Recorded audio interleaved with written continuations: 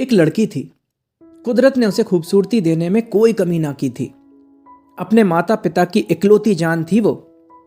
पढ़ाई करने के साथ साथ उसे चित्रकारी करना बहुत पसंद था।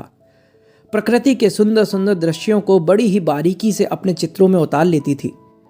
अपने हुनर के चलते नन्ही उम्र में ही वो कई प्रतियोगिताओं की विजेता भी बनी। उसकी इस कला से बड़े बड़े लोग भी प्रभावित हुए बिना न रहते। उन दिनों वो 8वीं क्लास में थी। उसके जीवन का 13वां वसंत चल रहा था। चारों तरफ खेतों में सरसों के पीले पीले फूल खिले हुए थे। इन्हीं खेतों के बीच में उसका स्कूल था। एक दिन वो क्लास में बैठकर एकाग्रता से कुछ याद कर रही थी कि तभी प्रधानाध्यापक अंदर आए। उनके साथ एक लड़का भी था। सब विद्यार्थी उन्हें देखकर उठकर खड़े हो गए।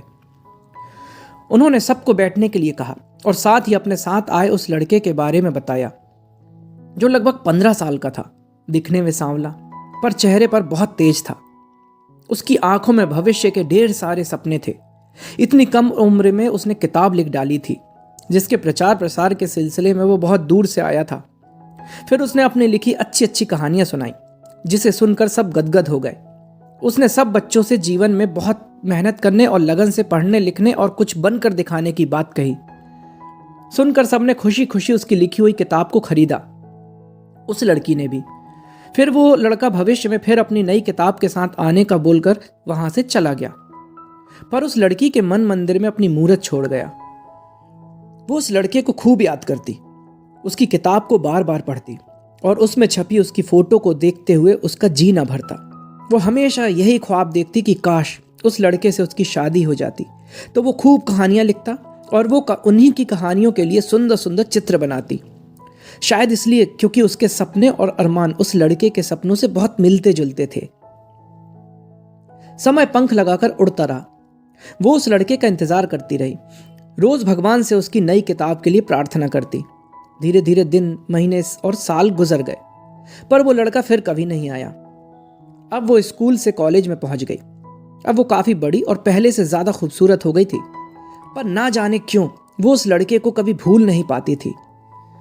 आखिर ग्रेजुएशन के बाद उसके माता पिता ने अपनी प्यारी बेटी के हाथ पीले कर दिए।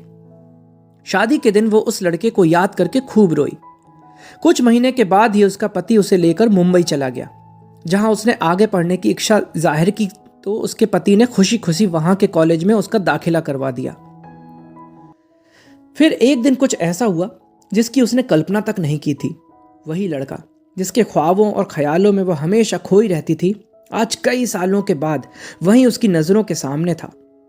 पता चला कि वो अपनी नई किताब के प्रमोशन के सिलसिले में कॉलेज आया था।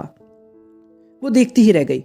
वो पहले से भी ज्यादा स्मार्ट और हैंडसम दिख रहा था, लेकिन चाह कर भी वो उससे बात न कर सकी। बस उसे जी भर के देख लेना चाहती थी। पर इस बार वो अपनी किताब खुद लेकर नहीं आया, बल्कि सबको ऑनलाइन खरीदने के लिए कहकर चला गया था। बगैर उससे मिले वो एक बार फिर उसकी नजरों से दूर जा चुका था। उसने फिर एक किताब मंगवाई। ये किताब खुद उस लड़के की प्रेम कहानी थी, जिसे पढ़कर उसकी आंखें भर आईं। पढ़कर अब वो उस लड़के से मिलना और उस लड़की को देखना चाहती थी, जिसे वो बेपनाह जान से भी ज्यादा प्यार करता था।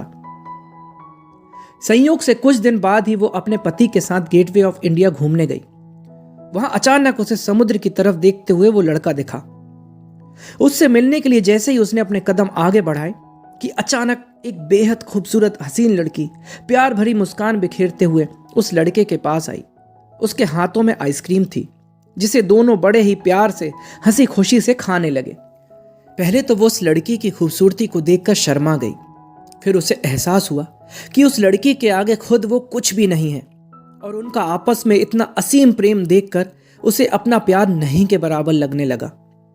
उसे मानना पड़ा कि जोड़ी ऊपर वाला बनाता है, और जो होता है अच्छे के लिए ही होता है।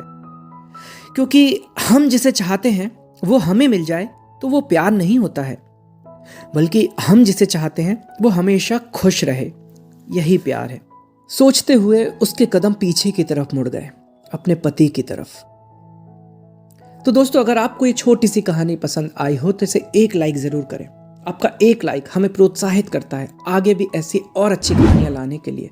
और सब्सक्राइब करें अपने इस चैनल को, ताकि मेरी हर कहानी सबसे पहले आप तक पहुंचे। Thank you.